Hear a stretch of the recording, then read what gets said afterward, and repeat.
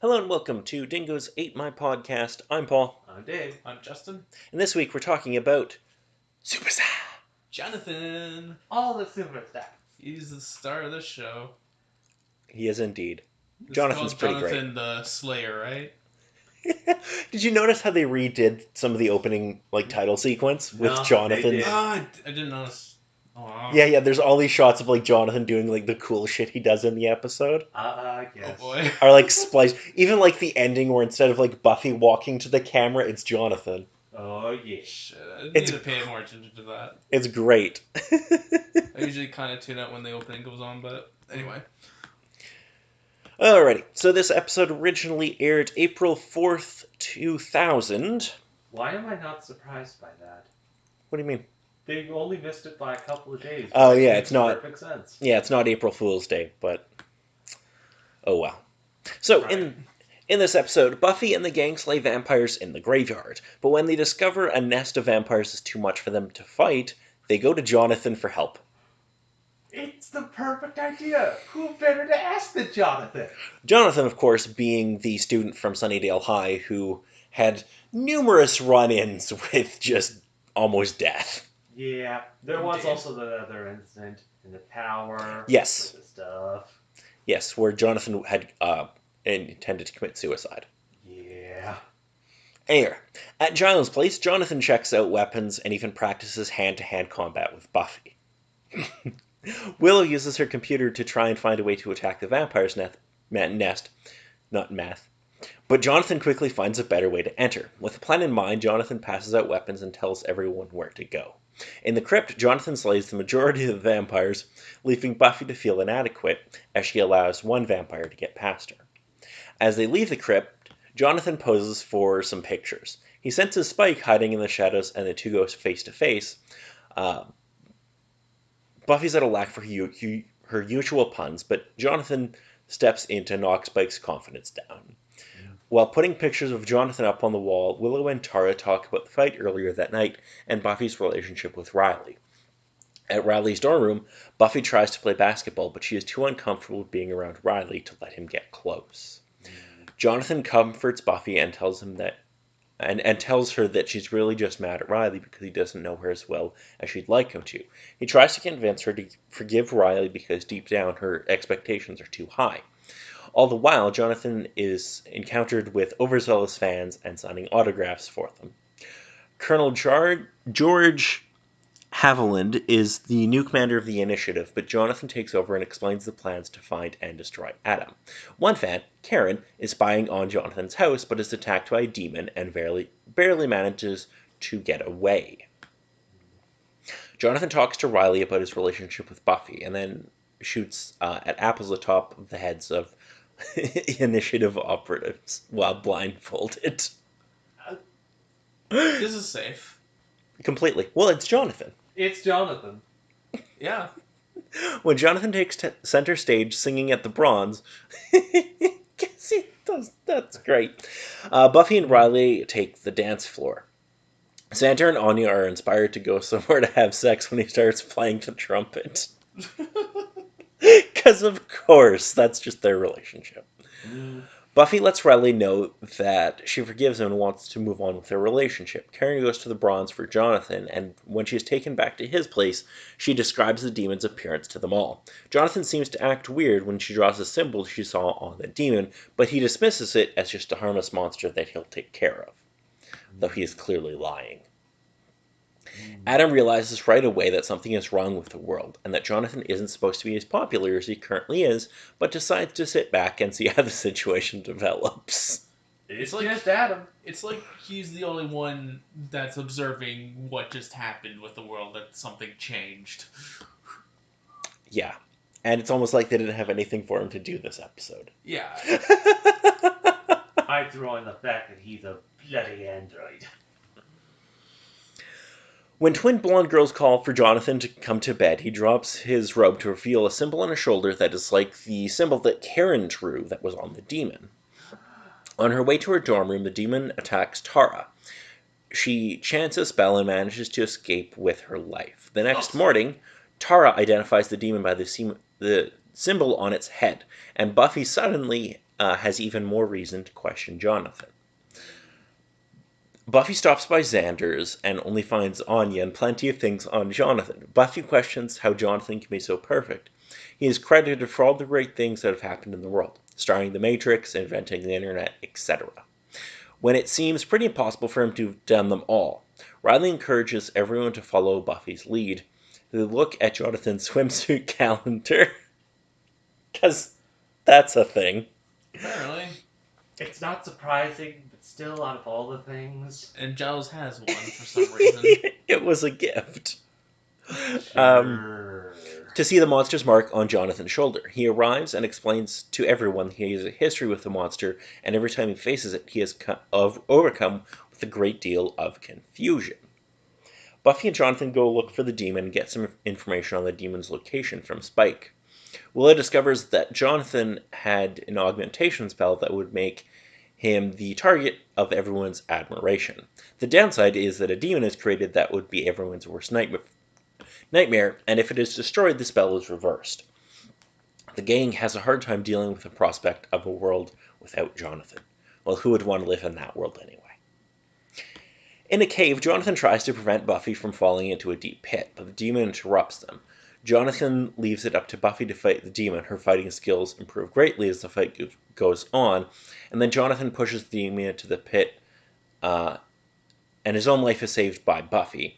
After the demon falls into the pit, everything goes back to normal, and Jonathan is back to being ignored. Buffy talks with Jonathan and asks how he did what he did. After counseling, after he attempted suicide, another guy informed Jonathan about the augmentation spell, but unfortunately skipped the demon part. We end the episode with Buffy and Riley kissing on his bed until she moans, "Jonathan." God damn it. Because that's a good joke. That's what you say. It's a great joke. And you can kind of allude to it through the episode. Yeah, it's great. Oh, it's so much fun. It was not exactly what I was expecting after the last episode, really, but it just turned out, oh hey, now the show's about Jonathan for some reason. Well, he's been in the show before. Yeah, I know. True. It was definitely nice to see him back and see kind of the interactions they went with. But there were moments. It's so good. Oh boy, there were moments. It's like a big 180 turn from last episode. Yeah, this is definitely much more comedic. Yeah. Mm-hmm. Yeah, this is being played for jokes. I know. So for international titles, in French, it's the completely original title Superstar. And in German, it's Jonathan Superstar. Yep. So for music. Oh, yes. Royal Crown Review has Hey Sonny, Where'd You Go? And Trapped in the Web of Love. And Serenade in Blue is performed by Jonathan, although a different person does the actual singing. Okay, I was curious about that. The lip sync actually turned out to be fairly decent from what I saw. Yes. The voice is actually provided by an actor who had been on the show previously. Oh, okay. Brad Kane, he played a character in the prom episode. Oh, okay. And obviously Christoph Beck with the original score still. Mm-hmm. So the quote I pulled for this episode is from Willow. "I don't care if it is an orgy of death, there's still such a thing as a napkin." Yeah. There are also vampires, so... Yeah, but like, not all vampires are, you know. I guess it kind of depends. Spike wouldn't make that kind of a mess. It would be wasteful. Possibly. You could also get a little bit lost in the fun of doing those sorts of things. Again, back when he could do those sorts of things. Yes, well, now Spike is basically a puppy. Mm. He can't really do much other than hit demons. Yeah, very true. So what did you all think of this episode? I quite enjoy it. It definitely was pretty good, though there were a couple instances where it kind of got lost with how it sort of told the story. The particular scene with Willow and Tara, when they were discussing about Riley and Buffy and whatnot, it was like, okay, this is starting to get back within the basis of the episode. It's a bit understandable. And then it pans over onto the wall where they're sticking up a whole bunch of pictures of Jonathan. And it's like, oh, okay. You raised my hopes and dashed them quite efficiently, show. Well, no, like, it makes sense because this is, like, Jonathan's perfect world. So true, but Indeed, and apparently he has, like, a lot of authority in some places. Like, suddenly he's also in the initiative base. Because he's And the best police- at everything. and the police listen to him.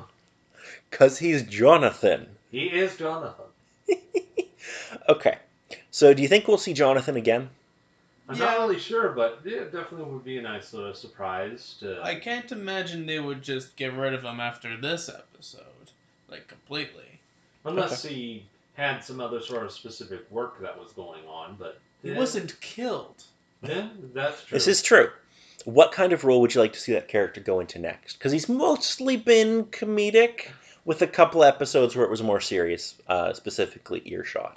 Well, as it sort of sits, it has a decent enough balance. At most, it would most likely be comedic, but he could still be used for any sort of serious particular moment, though there's only so much you could probably do with that sort of stuff.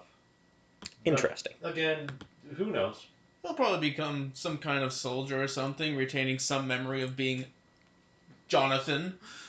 I don't know if that would I don't be know. that. I don't know if there would be that much from being Jonathan, because sure, he has the stuff, but I think it mostly would have been the magic that would have given him the ability to be so awesome as he's supposed to Well, be. yeah, he's not going to be the awesome Jonathan again. No. Yeah, but I mean, Xander retained a bunch of his stuff from when he got turned into an army guy. That's what I was True, basically but that referring was just to. a little bit of knowledge and whatnot. I honestly thought that it was essentially Jonathan as his own sort of character, with the occasional little bit of he either was somewhat lucky or the magic mostly focused on him being amazing. Yeah, it's a good time, and Jonathan will be back. We will get to Mhm. see more of him, but maybe not in the way you think. Okay. It's going to be a good time. Hmm. I also wanted to bring up, actually, I forgot to mention this last episode, but last episode was the midway point of the series. Yes. So we are now officially into the second half. Good. Yeah. Figured that. And it's going to get depressing. Yay! Well, not with Jonathan. Well, not with this episode in particular. It wasn't Well, depressing. No, Well, I but guess it's kind of a case of, oh, hey, here's a happy thing, because we're about to go downhill fast. Oh yeah, that's how this series goes. Season 5 is going to be... It's going to start the trajectory into depression, and then Season 6 is just going to... Well, let me put it this way. It's going to be repeated kicks to the balls. Or stabs to the heart with some twisting. Yes, and the knife is on fire. Okay, good. And here we thought the knife would be covered in salt. Maybe. Yeah, well, you'll see when we get to Season 6, but it is... Ooh. Ooh. Let's just say that you won't see the big bad coming. And then when you do, you will die. Anyway, that's enough talk about Season 6. That's quite a ways away. Yeah. Huh. So, do either of you have any questions for me about where the season's going to go, or the series, or anything like that? No, I think it's mostly just an additional comment from the episode being, did anyone else feel tall within that reality? It felt really tall and that sort of thing.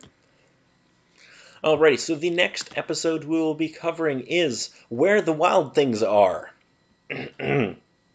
At a fraternity party, Buffy and Riley are compelled to have sex by a mystical force. The party is held in a house which was formerly a home for wayward children, but is haunted by the angry ghosts of children who were physically and emotionally abused by the Christian fundamentalist who managed the home.